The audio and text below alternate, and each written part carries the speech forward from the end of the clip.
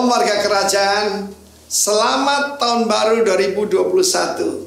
Have a blessed and joyful new year. Dan saya menyampaikan pada Anda rencana daripada Tuhan yang tertulis dalam Amos pasal 9 ayat 11. Saya percaya bahwa kebangunan rohani itu sungguh-sungguh akan terjadi. Dan Tuhan berfirman pada hari itu. Hari kapan? Sekarang ini loh. Aku akan mendirikan kembali, I will raise up pondok Daud yang telah roboh. Aku menutup pecahan dindingnya dan akan mendirikan kembali reruntuhannya. Aku membangunnya kembali seperti di zaman dahulu kala. Supaya mereka menguasai, berkuasa atas sisa-sisa bangsa Edom dan segala bangsa yang kusebut sebagai milikku. Demikianlah firman Tuhan yang melakukan hal ini. Saudara yang kasih Tuhan, gema daripada Amos 9 ini ketika Kristus berada di Kaisaria, ya, berada di Kaisaria Filipi, dan dia berkata kepada murid-muridnya, I will build my ecclesia, I will build my church. Nah, banyak daripada hamba-hamba Tuhan menyebutkan bahwa ini adalah tentang pujian dan penyembahan. Berbicara soal pondok Daud, di mana Daud ketika membawa tabut perjanjian itu dia berikan sebuah tenda di situ. Tapi kita harus membaca Alkitab dengan bahasa Alkitab. Pondok Daud berbicara tentang the dynasty of David. Kita tahu salah satu tujuan Kristus datang, saya sudah sampaikan waktu perayaan Natal yang lampau, ya, bahwa dia akan diberikan tahta daripada nenek moyangnya itu David. Kita tahu bagaimana Yesus disebut the son of David. Yeshua ben Yosef tadinya sudah hancur melalui Raja Yekonia yang melawan Tuhan, maka yang terjadi adalah keterpurukan. Dan ini kabar baiknya, Tuhan itu hobi membangun kembali yang telah runtuh dan menanami kembali yang telah gersang. Dan Tuhan janji, the world will getting darker, but the kingdom of God, ya, the church of Jesus Christ, eklesia pada Kristus, akan kembali dibangun oleh Tuhan. Bagi semua keluarga yang berada di bawah, yaitu Son of David. Yesus sebagai Son of David, dia datang sebagai Raja.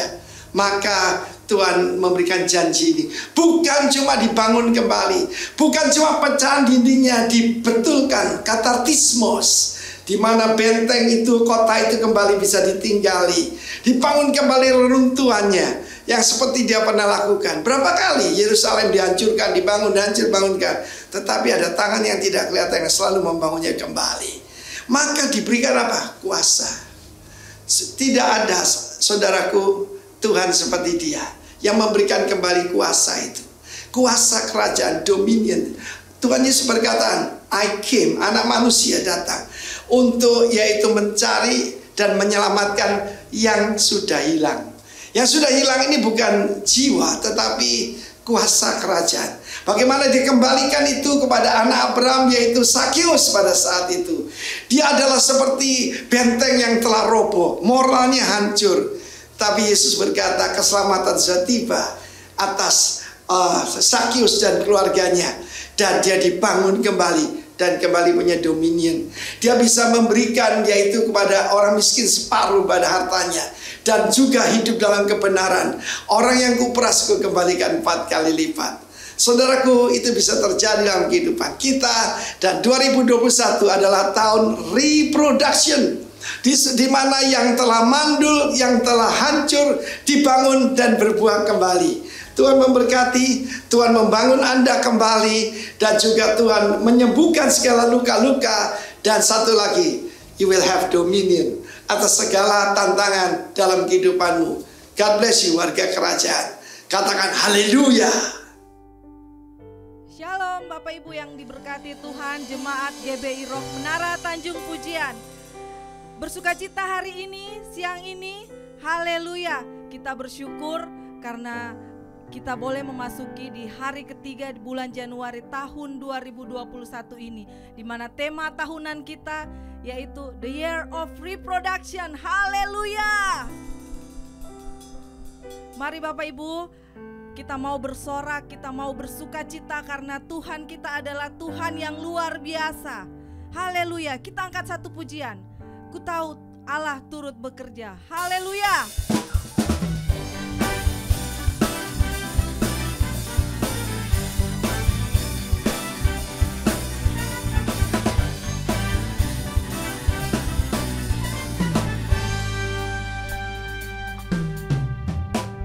Ku tahu Allah turut bekerja di dalam segala perkara untuk mendatangkan kebaikan bagi yang mengasihi Dia.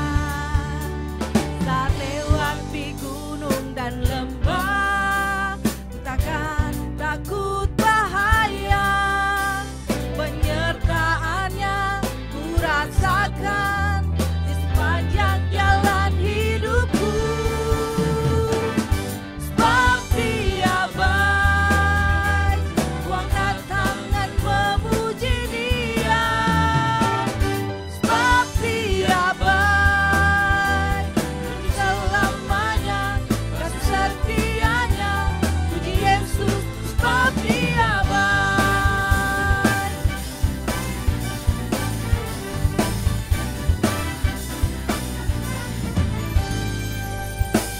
Ku tahu Allah turut bekerja di dalam segala perkara untuk mendatangkan kebaikan bagi yang mengasihi Dia.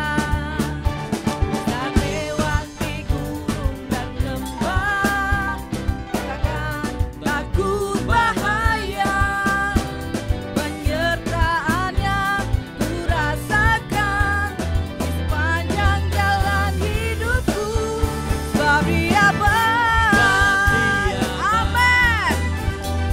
Ku angkat tangan memuji Dia. Sebab Dia baik, untuk selamanya kasih setianya. Puji Yesus, sebab Dia baik. Sebab Dia baik, ku angkat tangan memuji Dia. Sebab Dia baik, untuk selamanya kasih setianya. Puji Yesus, sebab Dia baik. Sebab Dia baik, ku angkat tangan memuji Dia. Sebab Dia baik, untuk selamanya kasih setianya. Puji Yesus, sebab Dia baik, untuk selamanya kasih setianya. Puji Yesus, sebab Dia baik, untuk selamanya kasih setianya. Puji Yesus, sebab Dia baik. Haleluya, Engkau baik Tuhan. Terima kasih buat segala kebaikan-Mu dalam kehidupan kami. Haleluya. Terima kasih Tuhan Yesus. Terima kasih. 2020 boleh berlalu bagi kami Tuhan. Pandemi boleh ada dalam kehidupan kami, tapi kami mau tetap berkata, apapun yang terjadi dalam kehidupan kami, Engkau tetap baik Yesus. Haleluya. Shalom saudara-saudara yang kekasih, apa kabar? Luar biasa. Rock Menara Tanjung Pujian. Puji Tuhan. Haleluya. Selamat datang di tahun reproduksi, reproduction year. Tema tahun ini kita mengambil tema tahun reproduction karena memang sudah waktunya kita menghasilkan buah dari apa yang Tuhan sudah invest dalam kehidupan kita, ya. Jadi tema kita adalah reproduction dan kita akan membahas beberapa hal yang berhubungan dengan hal tersebut. Mari kita siapkan hati kita berdoa supaya Tuhan berbicara kepada kita. Mari kita berdoa.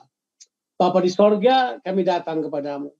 Kami berdoa supaya Tuhan berbicara kepada kami oleh firman. Kami berdoa firman yang hidup, firman yang berkuasa, firman yang kuat, yang lebih tajam dari pedang bermata dua manapun, dilepaskan di tengah-tengah kami.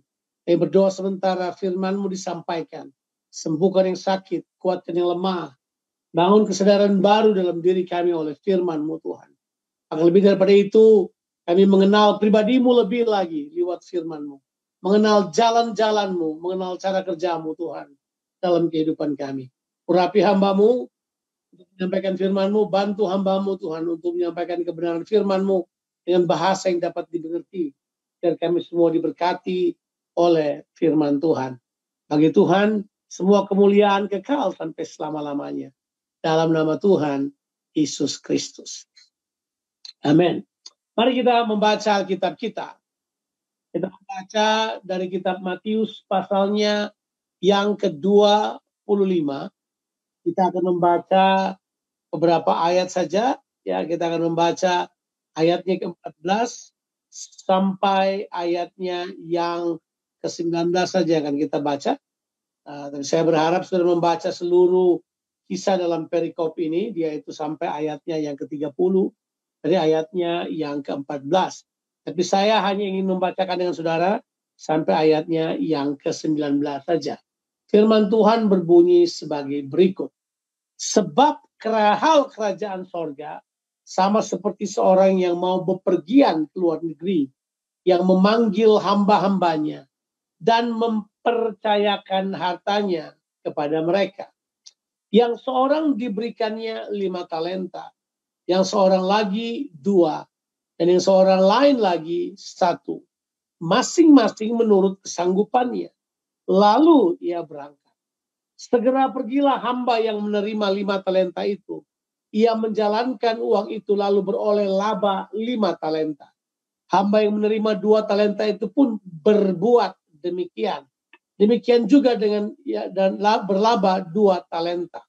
Tetapi hamba yang menerima 1 talenta itu pergi dan menggali lubang di dalam tanah, lalu menyembunyikan uang tuannya.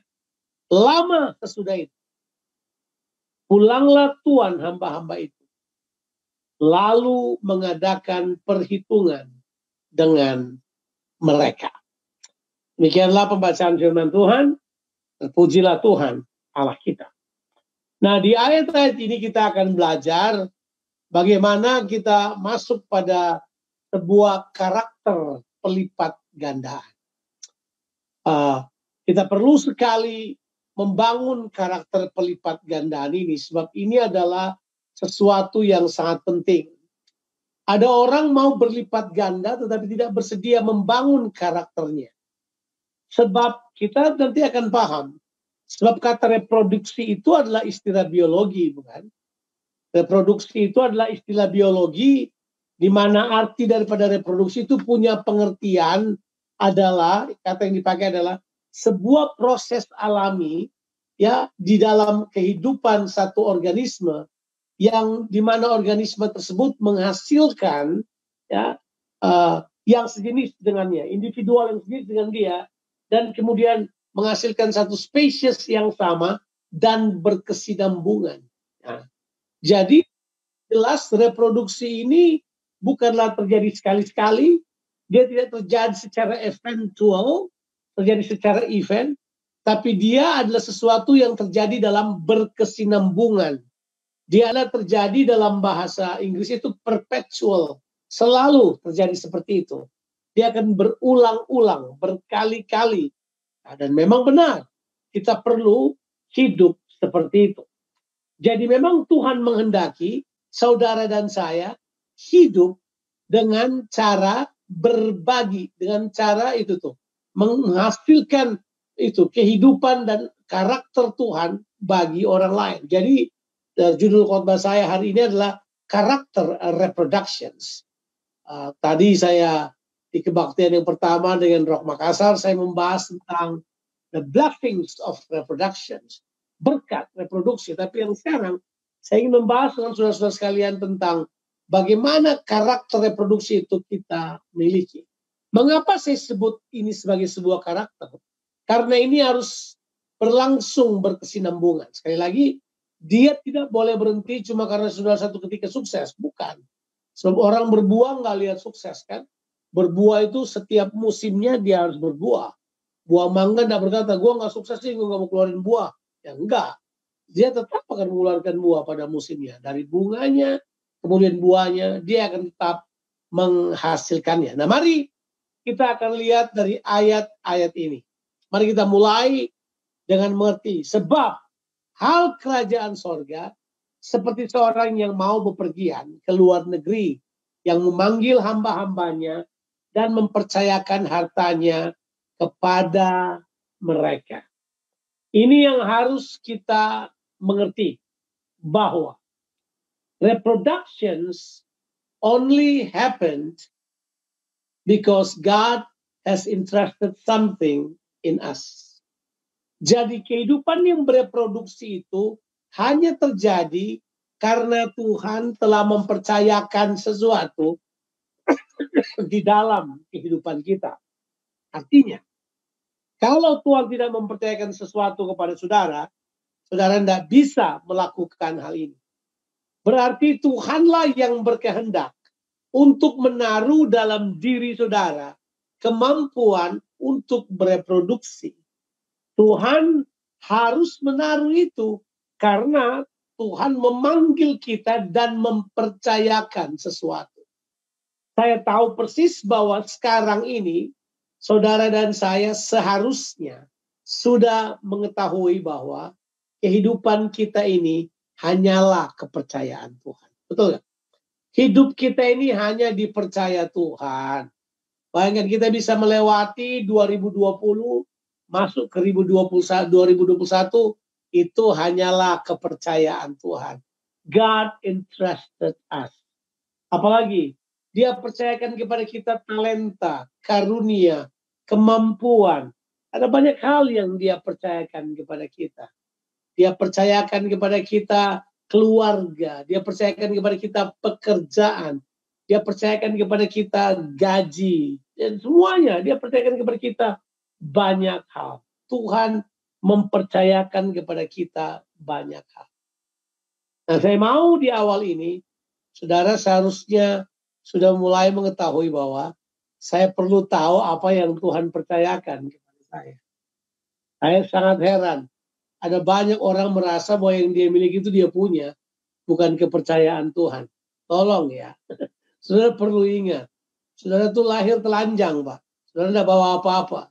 Semua yang ada dari dalam saudara itu datangnya dari Tuhan. Tuhan menaruh di dalam saudara semua potensi-potensi yang dahsyat ada di dalam saudara.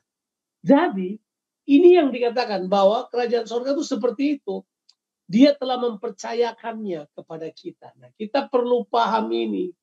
Tuhan telah mempercayakannya kepada kita sangat banyak. Nah, apa yang Dia percayakan kepada kita, itu keluar dari hikmat-Nya. Itu keluar dari hikmat-Nya. Tapi justru kita sebagai orang percaya dapat saja, ini dia ini, menjadi orang-orang yang bereproduksi. Sehingga karena kita bereproduksi begitu rupa, kita dapat saja memperluas kapasitas kita. Sehingga dengan cara demikian Tuhan dapat mempercayakan hal yang lain lagi dalam kehidupan kita. Jadi kita harus mulai dengan kata ini. Saudara telah dipercayakan oleh Tuhan banyak hal dalam diri saudara. Cuma saudara ada yang mungkin tidak menghargainya, saudara saja yang tidak mengasahnya, saudara saja yang tidak menjalankannya. Sehingga saudara berkata, saya tidak punya apa-apa, saya tidak bisa apa-apa. Berani saudara berkata demikian, saudara menuduh Tuhan tidak adil. Tuhan mempercayakan pada saudara. Biar cuma satu, tetap Tuhan percayakan. Nanti kita akan lihat. Masalah saudara berkata itu enggak ada, jangan-jangan saudara punya sikap atau karakter sama dengan orang yang punya satu talenta yang nanti kita akan bahas. Tapi ini ditulis oleh Alkitab. Bahwa masing-masing diberikan oleh Tuhan itu menurut kesanggupannya. Jadi Tuhan tahu kesanggupan saudara. Tuhan tahu kemampuan saudara. Dia kemudian memberikan kepada saudara. Tapi disinilah kita mengerti. Tuhan memberi kemampuan kepada manusia untuk bisa mengupgrade dirinya di dalam kehendak Tuhan. Saudara bisa upgrade kapasitas saudara. Saudara bisa upgrade cara hidup saudara. Saudara bisa upgrade iman saudara. Saudara bisa, karena itu ditulis di Alkitab. bahwa saudara bisa melakukannya. Nah, mari kita akan melihat. Ingat, kata kunci adalah apa saja yang dipercayakan Tuhan kepada kita. Masalahnya ada di sini. Dapatkah saudara dipercaya? Dapatkah saudara dipercaya? Dengan apa yang Tuhan berikan kepada saudara? Itu tergantung bagaimana saudara memultiplikasikannya. Jelas. Itulah yang menyebabkan bahwa kita akan bertumbuh, memperluas kehidupan kita atau tidak. Itu bergantung bagaimana saudara memultiplikasikannya. Nah, jadi kita perlu lihat hal tersebut. Nah, saya sudah katakan tadi semuanya. Sekarang kita akan melihat bagaimana karakter itu. Karakter yang pertama. Untuk saudara memiliki karakter reproduksi, jelas karakter yang pertama adalah, ini dia ini. Karakter yang pertama adalah inisiatif. Inisiatif untuk menjalankannya. Inisiatif untuk menjalankannya. Coba lihat, dibilang begitu. Segeralah, pergilah hamba yang menerima 5 talenta itu. Ia menjalankan. Apa yang dia jalankan? Dia menjalankan uang itu lalu beroleh laba berapa? 5 talenta. Kata yang dipakai dalam bahasa Indonesia masa kini, dia bilang begini, pelayan yang menerima 5.000 uang emas itu segera pergi berdagang lalu mendapatkan keuntungan 5.000 uang emas lagi. Berdagang. Nah, itu dia. Coba kita lihat. Kata yang dipakai itu adalah dia kemudian mengelolanya. Kata lain yang dipakai, dia menginvestasikannya. Dia invest dengan betul. Dia menjalankan dengan tepat. Sebab itu adalah sesuatu yang diinginkan oleh majikannya. Majikannya mau, dia menjalankannya. Majikannya tidak mau bahwa itu hanya tinggal pada dirinya sendiri. Dia harus menjalankannya. Sebab kalau dia tidak menjalankannya, itu punya masalah. Dibilang bahwa di situ adalah, kata yang dipakai adalah ergazomai. Kata ergazomai itu adalah, dia kemudian mengerjakannya, dia mengupayakannya, dia engage, dia mengerjakan, dia melayani, dia berdagang, dia mengerjakannya. Do something with it. Itu dia.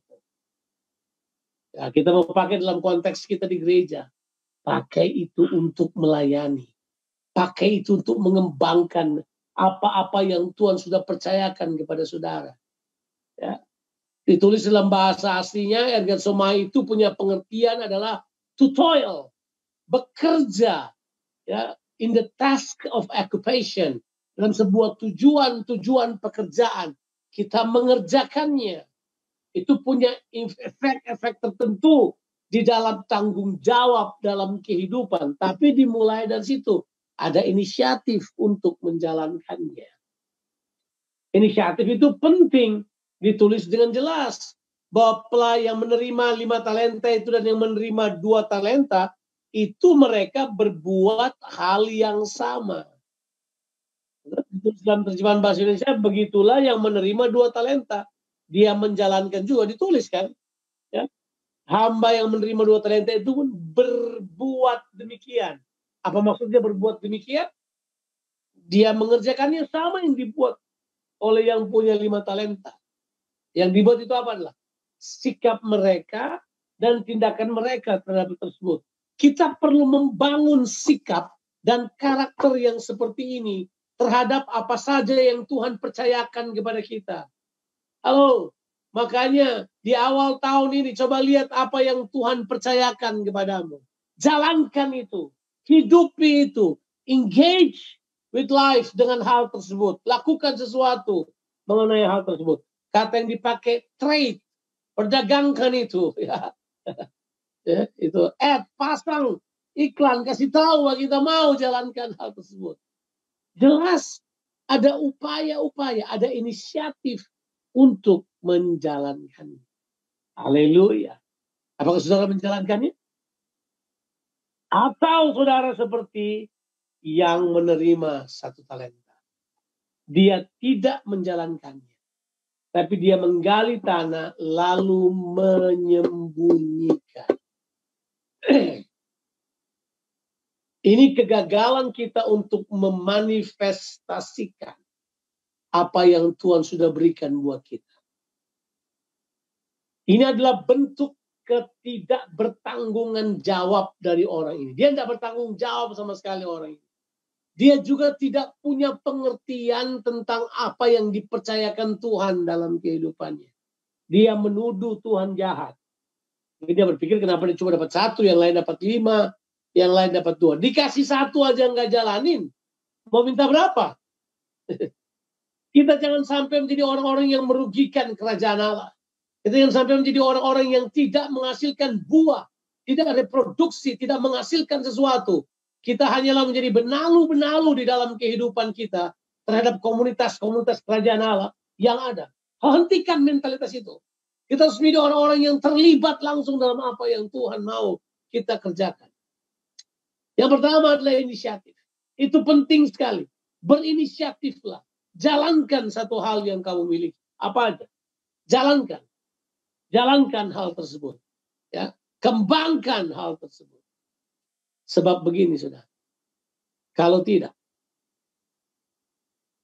ayat 19 dengan jelas. Kata itu. Lama sesudah itu. Pulanglah Tuhan hamba-hamba itu. Lalu mengadakan perhitungan. Bilang, mengadakan perhitungan. Wow. Mengadakan apa, saudara? Perhitungan. Kata yang dipakai di situ itu jelas. Ya, kata yang dipakai di situ jelas. Ya, datang dan mengadakan perhitungan. Ya. Itu kata yang dipakai adalah sunairo. Sunairo. Itu berarti datang kemudian dia ngomong. Ada kata logos di situ. Diadakan perhitungan sesuai dengan apa yang sudah dia ketahui.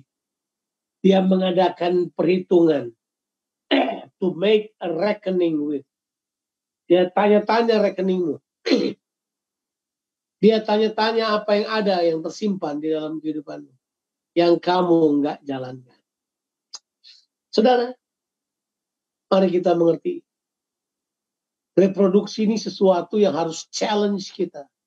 Untuk sebuah hidup yang bertanggung jawab. Sebuah hidup yang memiliki akuntabilitas.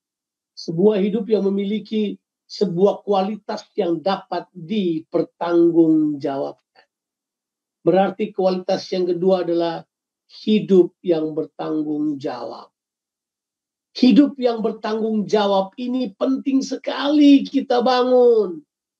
Penting sekali kita bangun. Harus dibangun. Dan bertanggung jawab ini adalah tanda pertumbuhan. Tidak ada tanda kedewasaan kecuali dilihat dari tanggung jawab. Ya. Ed Cole berkata bahwa maturity doesn't come by age, but comes by the acceptance of responsibility. Datang karena tanggung jawab. Mari kita bertanggung jawab untuk hal tersebut. Ambil waktu untuk bertanggung jawab. Kita perlu lakukan hal itu. Saudara, kita ini adalah orang-orang yang dipercayakan banyak hal oleh Tuhan. Oh, saya harus katakan kepada saudara, kita perlu punya tanggung jawab atas kehidupan ini. Sebab kedewasaan tidak datang karena usia, tapi datang karena penerimaan tanggung jawab. Apakah saudara adalah orang-orang yang bertanggung jawab? Bertanggung jawab kita bisa melewati tahun 2020. Itu kepercayaan, saudara. Bertanggung jawablah. Itu karakter yang kedua. Karakter inisiatif untuk menjalankan hidup yang bertanggung jawab. Memiliki akuntabilitas yang tinggi. Tapi yang ketiga, saudara akan baca seterusnya. Tuhan memberitahukan kepada mereka hal ini. Setia pada perkara yang kecil.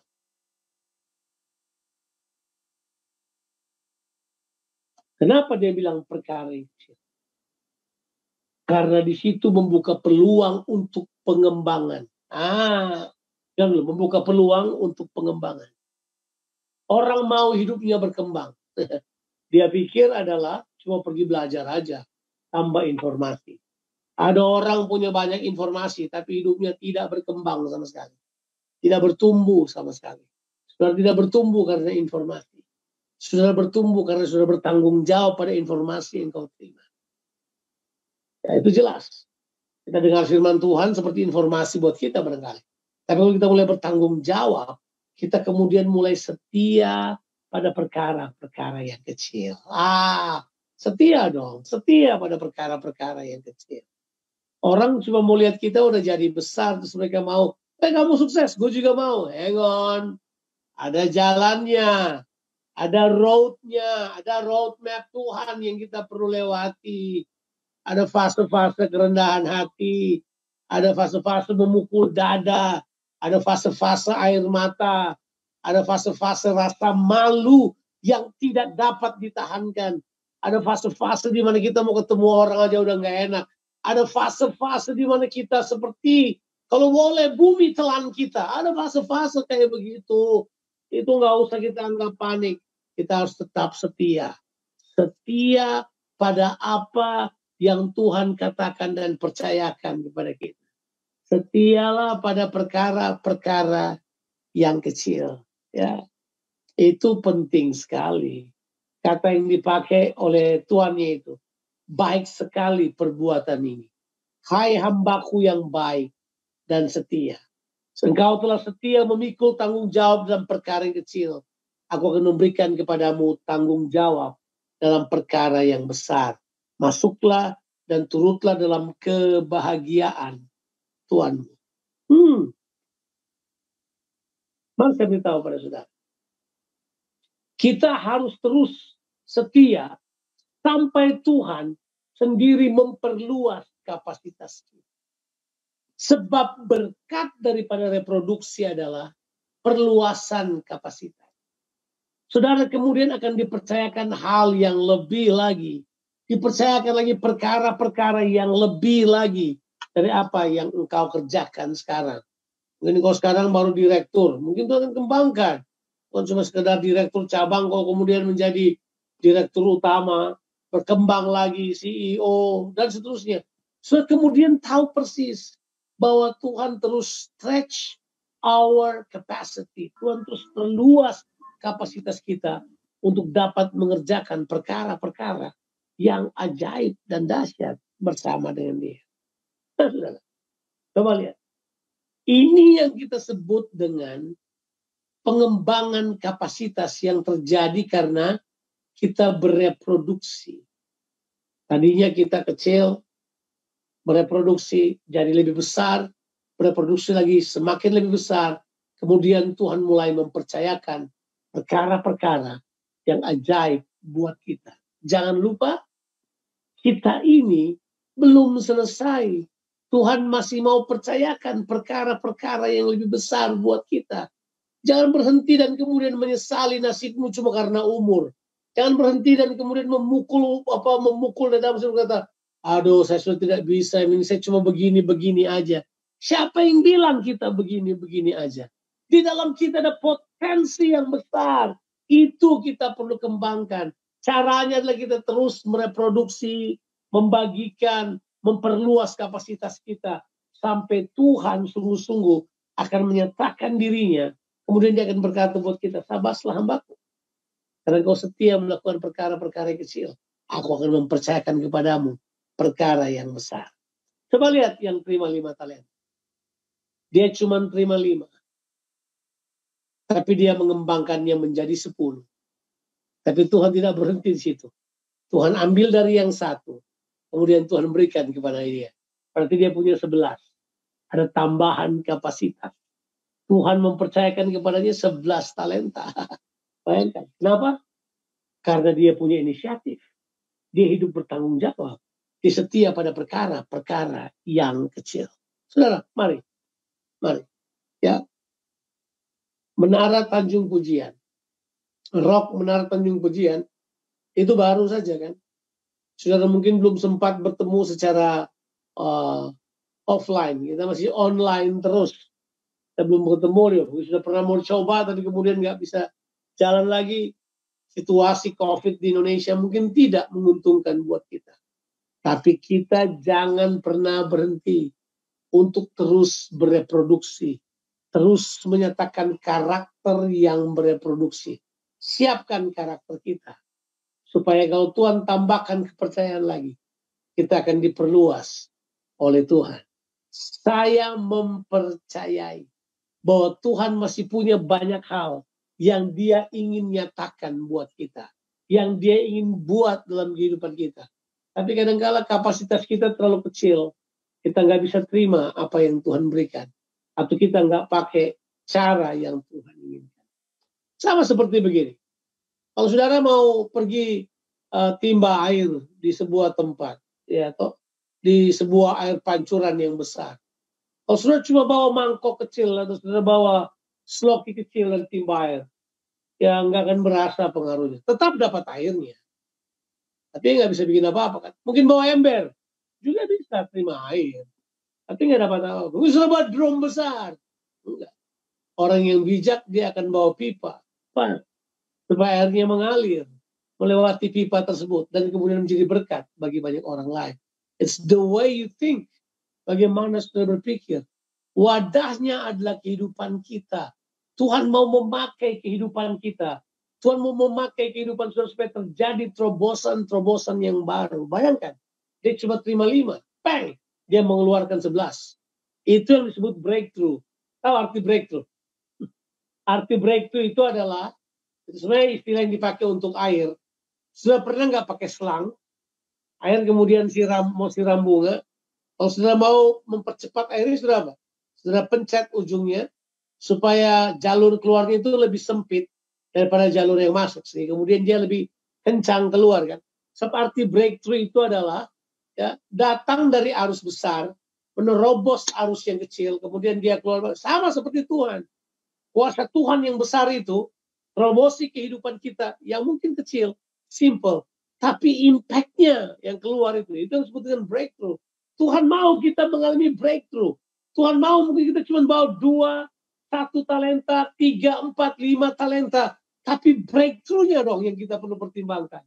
Saya udah ketemu orang-orang yang simple, yang sederhana, but they work hard, they toil. Itu ditulis seperti yang ditulis di ayatnya yang ke-15 itu, atau di ayatnya yang ke-16.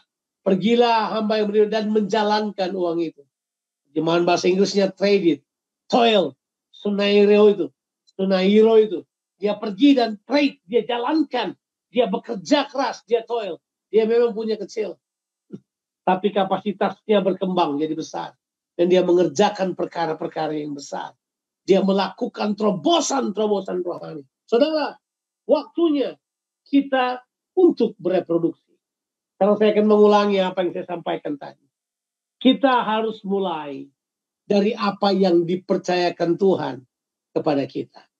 Mungkin pertanyaannya adalah, apakah saudara dapat dipercaya? Itu kata penting. Dengarkan saya baik. Dapatkah saudara dipercaya? Saya bisa lihat orang itu dari cara mereka mendengarkan firman Tuhan. Mereka tidak percaya firman Tuhan. Mereka anggap firman Tuhan sesuatu yang bagaimana mereka dapat dipercaya? Hal yang Tuhan percayakan pada mereka rendahkan. Dapatkah saudara dipercaya? Dapatkah Tuhan mempercayakan sesuatu pada saudara? Ini masalahnya. Dari awal manusia telah dipercayakan oleh Tuhan untuk membawa gambarnya dan membawa cara kerjanya. Tapi manusia gagal. Manusia jatuh dalam dosa. Manusia kemudian dikuasai oleh dosa. Dosalah yang membawa kemalasan. Dosalah yang membawa the spirit of slackness. Dosalah yang membawa kebantutan dan kematian dalam kehidupan kita. Sehingga kita tidak bisa mengembangkan apa yang Tuhan sudah berikan dalam kehidupan kita. Saya mau katakan kepada saudara, bahwa semua yang Tuhan berikan kepada kita, itu cuma dipercayakan kepada kita. Kita hanya dapat mereproduksi apa yang telah Tuhan percayakan kepada kita. Atau yang telah kita terima dalam kehidupan kita. Ada banyak orang tidak sadar bahwa Tuhan mempercayakan banyak hal dalam kehidupannya. Jadi dia timbun saja, timbun dalam kemalasan, timbun dalam kehidupan yang tidak bertanggung jawab, timbun dalam semua masalah-masalah kehidupannya. Padahal Tuhan telah mempercayakan kepadanya perkara-perkara yang besar. Ada 3 apa yang disebut dengan karakter, 3 karakter daripada reproduksi. Karakter yang pertama adalah inisiatif untuk menjalankannya. Karakter yang kedua adalah hidup bertanggung jawab terhadap apa yang dipercayakan. Yang ketiga adalah setia pada perkara-perkara yang kecil. Jangan lupa, kesetiaan bukan maintenance. Gue dikasih 1 nih, gue mau setia jaga yang 1 ini. Gak boleh. Kesetiaan itu punya pengertian adalah mengembangkan apa yang dipercayakan. Itu baru setia. Apa kita mengembangkan apa yang Tuhan percayakan pada kita? Cara kita mengembangkannya adalah hidup dalam reproduksi. Supaya semua kemudian orang melihat karakter Kristus dalam kehidupan saudara-saudara sekalian. Tuhan memberkati kita sekalian. Kita bersyukur pada Tuhan bahwa kita bisa berkumpul kembali di tahun reproduksi ini. Mari saudara-saudara, kita persiapkan kehidupan kita. Kita akan segera masuk dalam perjamuan kudus. Untuk itu mari kita berdoa. Saya minta kepala keluarga ataupun setiap kita mempersiapkan roti dan anggur kita masing-masing. Supaya kita bakal masuk dalam perjamuan kudus. Mari kita berdoa mempersiapkan diri kita untuk perjamuan kudus. Terima kasih Tuhan buat tahun ini. Terima kasih kami sekarang ada di tahun reproduksi. Sekarang hamba-Mu berdoa. Kami mau bersekutu dengan tubuh dan darah Tuhan. Untuk itu hamba-Mu berdoa supaya roti dan anggur ini menjadi persekutuan dengan tubuh dan darah Tuhan Yesus Kristus. Waktu kami makan daging-Mu dan minum darah-Mu, kami bersekutu dengan pribadi-Mu yang memang berdiam dalam kehidupan kami. Kami berdoa Tuhan supaya perjamuan kudus kami diberkati oleh Tuhan. Terima kasih banyak untuk waktu ini. Kami bersyukur kepada-Mu Bapa di sorga. Dalam nama Tuhan Yesus Kristus. Mari saudara-saudara, kita siapkan roti dan anggur kita. Dan mari kita akan mendengarkan apa kata firman Tuhan berhubungan dengan makan dan minum tubuh dan darah Tuhan Yesus Kristus. Sebab apa yang telah kuteruskan kepadamu, telah aku terima dari Tuhan, yaitu bahwa Tuhan Yesus pada malam waktu ia diserahkan, ia mengambil roti, dan sesudah itu ia mengucap syukur atasnya. Ia memecah-mecahkannya dan berkata, inilah tubuhku yang diserahkan bagi kamu. Perbuatlah ini menjadi peringatan akan datang. Roti yang kita pegang di tangan kanan kita adalah persekutuan dengan tubuh Tuhan Yesus Kristus. Kita akan makan dengan iman. Kita akan makan dan melihat kuasanya. Kita akan melihat bahwa dalam tubuh ini semua penyakit kita, semua kelemahan kita, semua kutuk telah ditanggung pada tubuh ini. Dan sudah tidak perlu sakit lagi, karena Yesus telah menanggung. Dan pada tubuh inilah dia melaksanakan kehendak Tuhan. Untuk itu mari kita bersekutu dengan tubuh pelaksana kehendak Tuhan.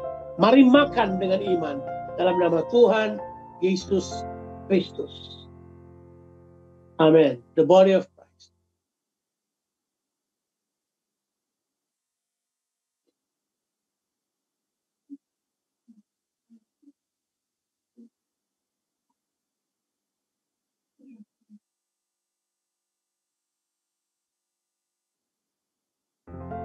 Demikian juga mari kita angkat cawan di tangan kanan kita.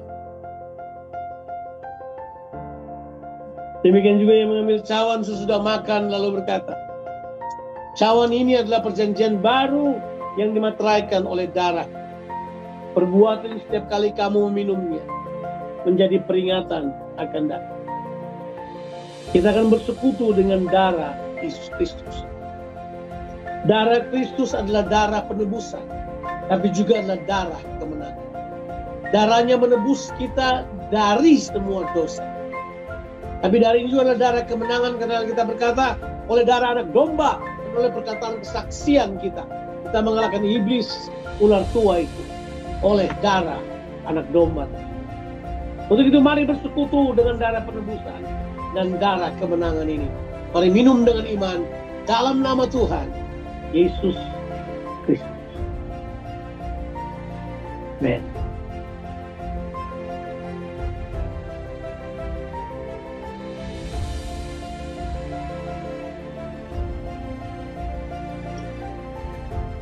Haleluya. Haleluya. Mari kita bersyukur kepada Tuhan. Berterima kasih untuk kebaikan. Berterima kasih untuk kepercayaan yang Dia berikan bagi kita. Di awal tahun baru, di minggu pertama dari tahun baru, kita datang pada Tuhan dan bersyukur kepada-Nya. Terima kasih banyak Bapa di sorga. Syukur kepadamu ya Tuhan. Anugerah-Mu besar kepada kita. Terima kasih banyak Bapa di sorga. Thank you Jesus. Mari kita bersekutu dan bersyukur. Katakan rasa syukur-Mu pada Tuhan. Dan naikkanlah doa-doa pribadimu kepada Tuhan. Di awal tahun ini. Buatlah komitmen baru. Kembali hitung kembali semua kepercayaan yang Tuhan berikan kepadamu. Bertanggung jawablah atasnya. Berinisiatiflah untuk menjalankannya. Kemudian setialah kepadanya. Saya berikan waktu beberapa saat saudara berdoa. Mungkin berdoa secara keluarga atau secara pribadi, silakan saudara lakukan.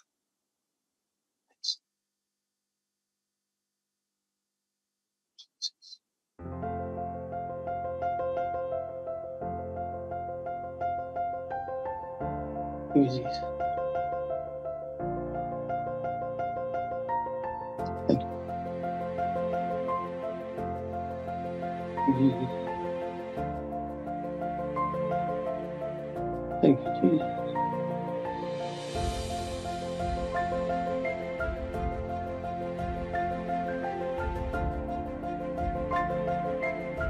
Terima kasih Tuhan.